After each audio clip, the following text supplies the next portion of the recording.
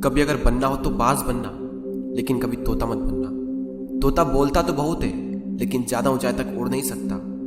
बाज बोलता बहुत कम है, लेकिन सबसे ऊंचाई पर उड़ता है, और बाकी पंछियों का राजा होता है एक बाज। आज मैं आपको 5 ऐसे पॉइंट्स बताऊंगा जो कि हर इंसान को बाज से सीखना चाहिए, और लाइफ की बहुत बड़ी लर्निंग है इन 5 पॉइंट्स में।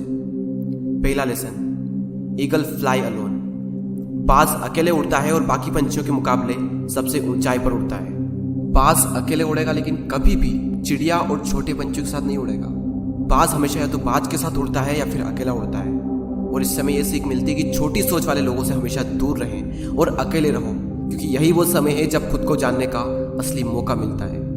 दूसरा लेसन, बाज का विजन बहुत ज्यादा क्लियर होता है और बहुत ज्यादा स्ट्रांग होता है। बाज अपने शिकार को 5 किलोमीटर दूर से ही देख लेता है, और जब एक बार उसे अपना लक्ष्य दिख जाता है तो उसके बाद चाहे रास्ते में कितनी भी मुश्किलें क्यों ना आए, वो अपने लक्ष्य को हासिल करके ही दम लेता है। इससे भी एक बहुत बड़ी सीख मिलती है कि अपना विजन क्लियर रखो और उसे हासिल करने में फिर चाहे कितनी भी मुश्किलें क्यों ना आए, पीछे मत हटो उस बाज की तरह। तीसरा लेसन, बाज कभी भी मरे हुए जानवरों को नहीं खाता, वो हमेशा जिंदा शिकार करता है, और इससे हमें यह सीख मिलती है कि जो हमारा पास्ट है वो मर चुका है, तो अपने उन मरे हुए सड़े हुए थॉट्स पर ध्यान मत दो और अपनी आने वाली ताजी फ्रेश जिंदगी पर ध्यान लगाओ।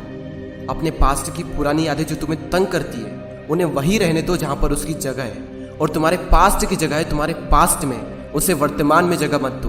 क्योंकि एक बार अगर तुम्हारा पास्ट तुम्हारे प्रेजेंट में आ गया तो तुम्हारा पास्ट तुम्हें कभी प्रेजेंट में नहीं रहने देगा।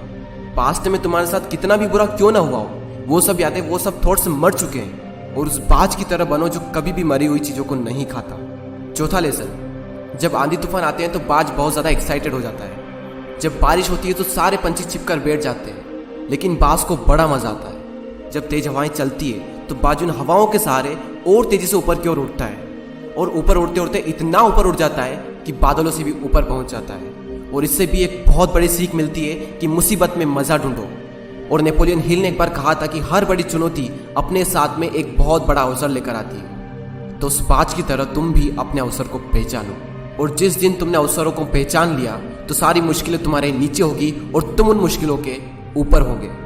फिफ्थ लेसन, बाज अपने घोंसलों में से सॉफ्ट घास को हमेशा निकाल देता है, ताकि बाज का जो बच्चा होता है वो उसमें कंफर्टेबल ना हो सके, क्योंकि अगर वो घोंसले में कंफर्टेबल हो गया तो वो वहीं रहना पसंद करेगा।